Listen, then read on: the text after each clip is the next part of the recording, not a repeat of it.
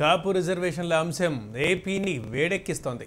కాపు రిజర్వేషన్ల జీవోను 40 రోజుల్లో ఇవ్వడం, కార్పొరేషన్కు 1900 కోట్ల తక్షణమే విడుదల చేయాలన్న డిమాండ్లతో ముద్రగడ పద్మనాభం తన సతీమణితో కలిసి దీక్షలో కూర్చుంటున్నారు. ఇవాళ నుంచి తూర్పుగోదావరి జిల్లా కిర్లంపూడిలో తన నివాసంలో దీక్షకు సిద్ధమయ్యారు.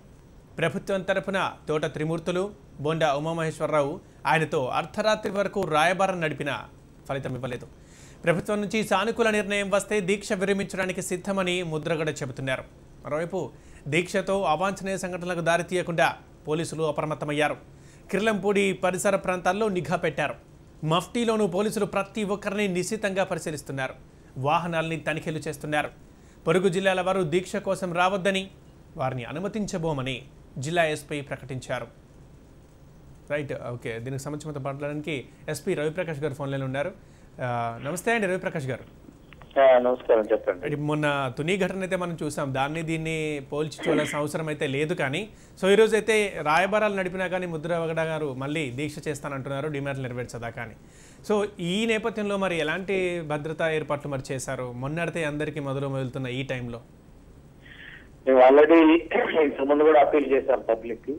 జిల్లాలో ఉన్న లా అండ్ ఆర్డర్ డిస్టర్బెన్సెస్ దృష్ట్యా 144 సెక్షన్ ఉన్న దృష్ట్యా 30 పోలీస్ యాక్ట్ అమల్లో ఉన్నందున ఎవరు కూడా దయచేసి ఇక్కడికి రావద్దని చెప్పడం జరిగింది. ఇంకొకటి శాస్త్రీయంగా వాళ్ళు ఎక్కడ చేసుకున్నా దానికి ఏమీ ప్రాబ్లం లేదు. ఎవరైతే మళ్ళీ ఇక్కడికి అందరూ జనాలన్నీ మొబిలైజ్ అయితే మాకు ఒకసారి మళ్ళీ ఏర్పడిన తర్వాత యాంటీ సోషల్ యాక్టివిటీస్ తొలి మాదిరిగా ఇక్కడికి వచ్చేదానికి ఆస్కారం ఉన్నందున సో వీఆర్ ప్రొవైడింగ్ సఫిషియంట్ బందోబస్తు. మేము only peace and tranquility maintain చేయడానికి మేము బందోబస్తు చేసుకుంటున్నాం. ఇక్కడ అలాగే లా అండ్ ఆర్డర్ డిస్టర్బెన్సెస్ రాకూడదని ఇక్కడ బందోబస్తు చేసుకుంటున్నాము.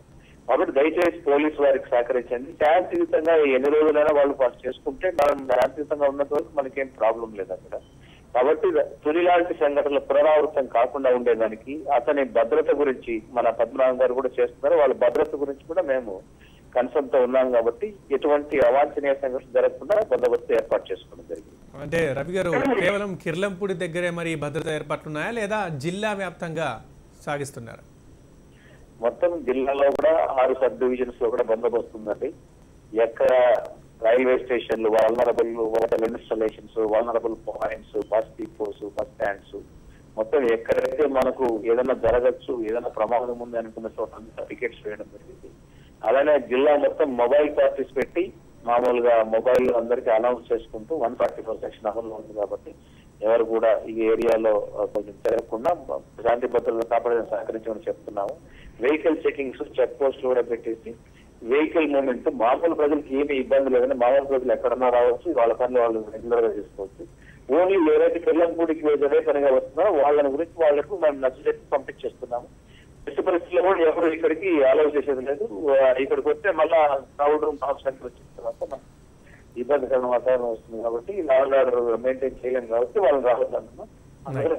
అంటే ప్రకాష్ గారు, ఇప్పుడు ముద్రగడ కూడా ఈసారి దీక్షకు దిగుతూ చెప్పారు, ఎవరు ఇక్కడికి రానవసరం లేదు, నేనే దీక్ష చేస్తానని ఆయన అన్నారు. అయితే ఈ టైంలో మరి ఇప్పుడు భద్రత ఇన్ని ఏర్పాట్లు చేస్తానని మీరు అంటున్నారు కదా, ఈ కిర్లంపూడికి రాకపోకలు ఉంటాయి కదా ప్రయాణికుల వాళ్ళకి ఎదురవుతాయంటారా? లేదు, వాళ్ళ ప్రజలందరూ అలా చేస్తున్నాం. స్కూల్ పిల్లలు కానీ ఇంకా బిజినెస్ పీపుల్ కానీ ఎవరైనా మామూలుగా వాళ్ళంతా అలౌ చేస్తున్నాం. ఎక్సెప్ట్ ఓన్లీ మాబ్స్ ఎవరైతే ఈ దీక్ష దగ్గరికి వస్తున్నారో అదే 144 ఉంది కాబట్టి వద్దు బాబు, ఇప్పుడు 144 సెక్షన్ ఆల్రెడీ అమల్లో ఉంది. కాబట్టి ఈ చట్టపరంగానే మేము మాట్లాడుతున్నాం తప్పితే ఇంకా దానికి ఏం లేదు. మిగతా వాళ్ళు యాజ్ యూజువల్ గా పని చేస్తున్నారు. ఓకే, థ్యాంక్ యూ అండి రవిప్రకాష్ గారు. Thank you.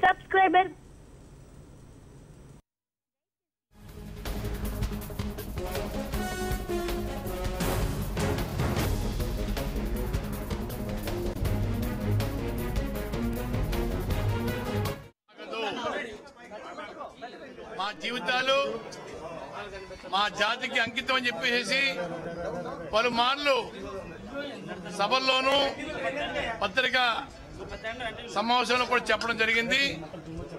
ఆ మాట ప్రకారంగా ఈరోజు ఈ దేశకి కూర్చుంటున్నానని చెప్పి మీ ద్వారా మా జాతికి అలాగే ముఖ్యమంత్రి గారికి తెలియజేస్తా ఉన్నాను. మొన్న మా సోదరులు కోరిన ప్రకారంగా ఏ గ్రామంలో ఆ గ్రామం తెలియజేస్తే ఇక ముద్రగడ దీక్ష గురించి మరిన్ని డీటెయిల్స్ మా రిపోర్టర్ శేషుని తెలుసుకుందాం. ప్రస్తుతం శేషు కిర్లంపూడిలోనే ఉన్నారు ముద్రగడ నివాసంలో. శేషు, చెప్పండి, ఎన్ని గంటలకు ముద్రగడ దీక్ష మొదలయ్యే అవకాశం కనిపిస్తుంది? ఆయన ఏమంటున్నారు?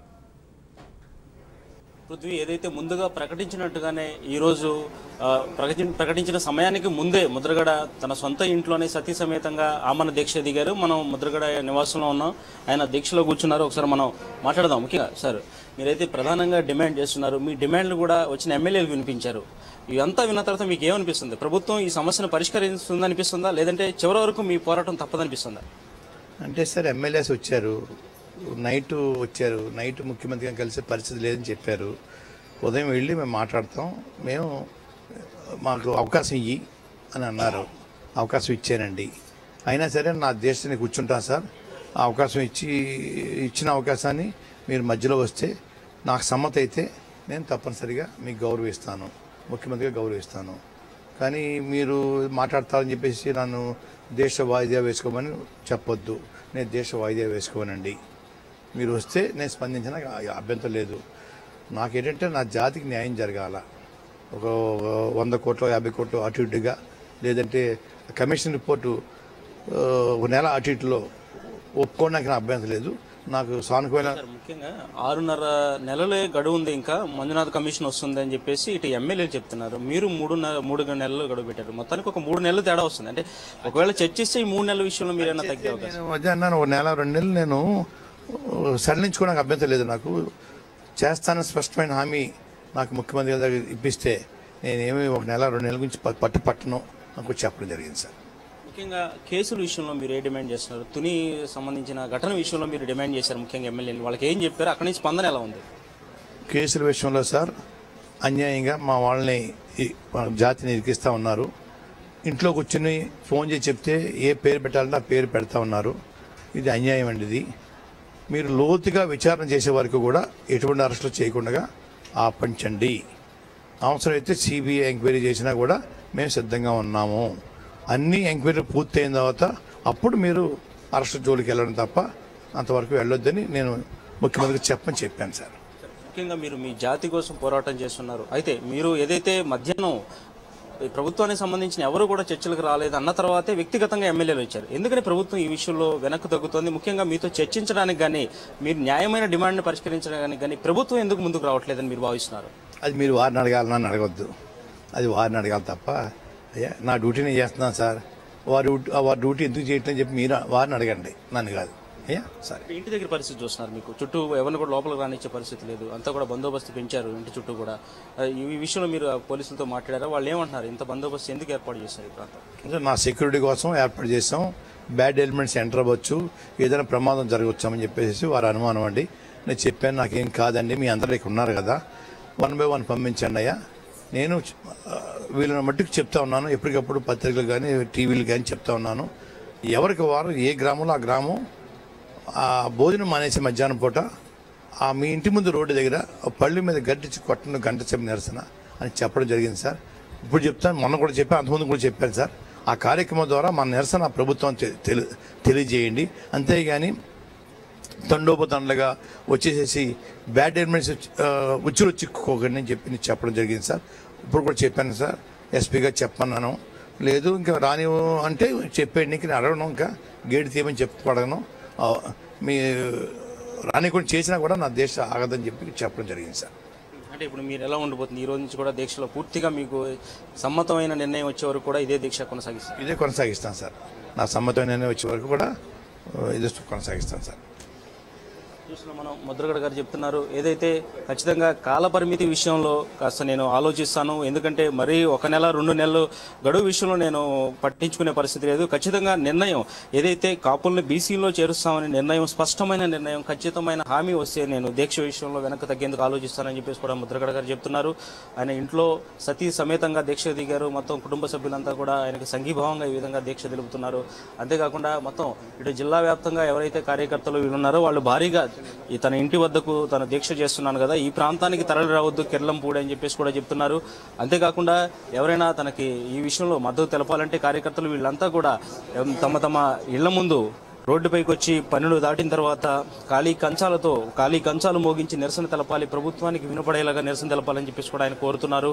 అలాగే ఏదైతే పోలీసులు ఇంటి చుట్టూ కూడా మోహరించారు, ఇదంతా తన భద్రత కోసం అంటున్నారు. కానీ ఈ విషయంలో ఇది తనకు నచ్చని విషయం. ఖచ్చితంగా పోలీసు బందోబస్తుని తగ్గించండి, తనకు ఎలాంటి భద్రత అవసరం లేదని చెప్పేసి కూడా ఆయన పోలీసు అధికారులతో, ఇక్కడికి వచ్చిన అధికారులతో మాట్లాడడం జరిగింది.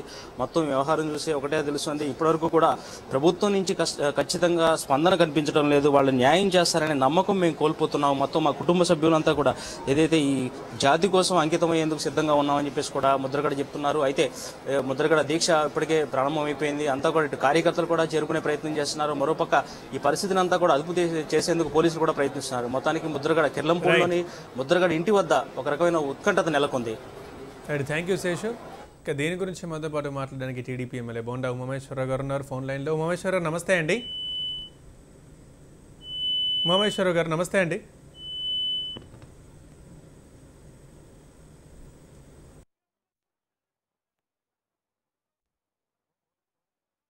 తనకి కాపు రిజర్వేషన్ల అంశం ఏపీని వేడెక్కిస్తోంది.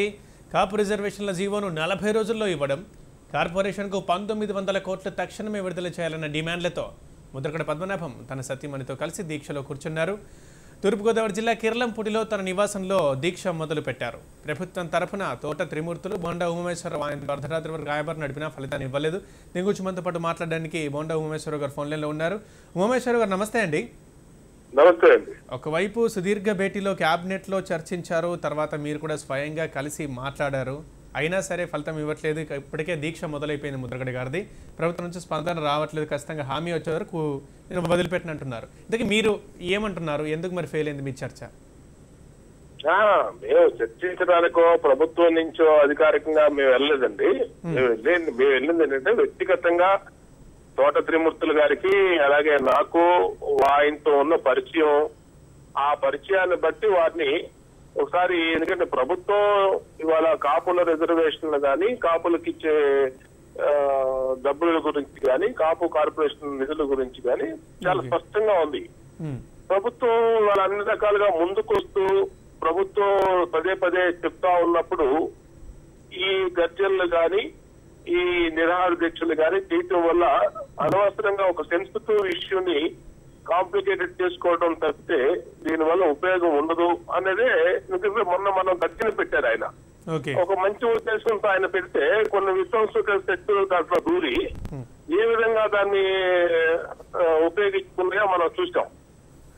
దాంట్లో ఏంటంటే యాంటీ సోషల్ ఎలిమెంట్స్ చేరారు, ఇతర చేయటం అన్ని చూసాం. దాని అలాంటిది పునరావృతం కాకుండా ఇవాళ ఉన్నటువంటి సిచ్యువేషన్ లో ఖచ్చితంగా మనం దీన్ని నివారించాల్సిన బాధ్యత ఉంది.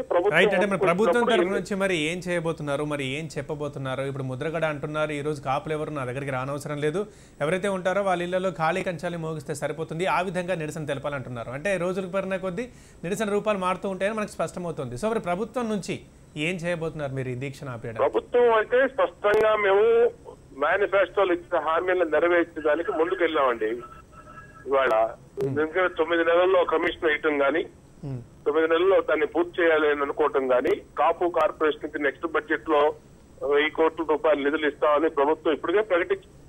కాబట్టి దానికి ఇవాళ ప్రభుత్వం ఇంకా చేయాల్సింది ఏమీ లేదు. ప్రభుత్వం సైడ్ నుంచి వారే కొంచెం అర్థం చేసుకోవాల్సిన అవసరం ఉంది. దీన్ని ఒక సెన్సిటివ్ ఇష్యూని కాంప్లికేట్ ఆయన కూడా ఎక్కువగా నెలలు నేను డ్యూరేషన్ పెట్టానండి ఇప్పుడు, కాకపోతే కొంచెం ఒక స్పష్టమైన హామీ ఇస్తే బెటర్ అని అంటున్నారు. అవును, స్పష్టమైన హామీ ఇచ్చాం కదా.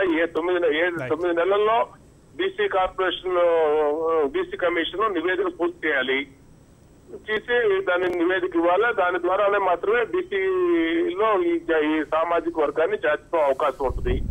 స్పష్టంగా చెప్తాం. నెక్స్ట్ ఇయర్ కి 1000 కోట్లు రిలీజ్ చేస్తామని చెప్పాం. ఈ ఇయర్ కి మార్చి లోపు, ఫైనాన్షియల్ క్లోజింగ్ లోపు ఎంతవరకు అయితే నిధులు, ఎంతవరకు అయితే అప్లికేషన్లు కాపు విద్యార్థులకు వస్తాయో అవన్నీ కూడా ఇస్తామని చెప్తాం. ఓకే అండి, థ్యాంక్ యూ ఉమామేశ్వర గారు, థ్యాంక్ యూ.